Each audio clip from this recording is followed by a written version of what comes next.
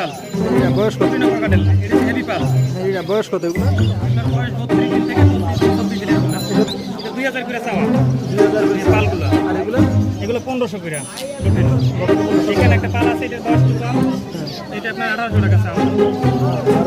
আর এখানে green cheek কোনুর আছে, pineapple কোনুর আছে। পার পিস 3000 করে চাওয়া। 3000 করে দাম।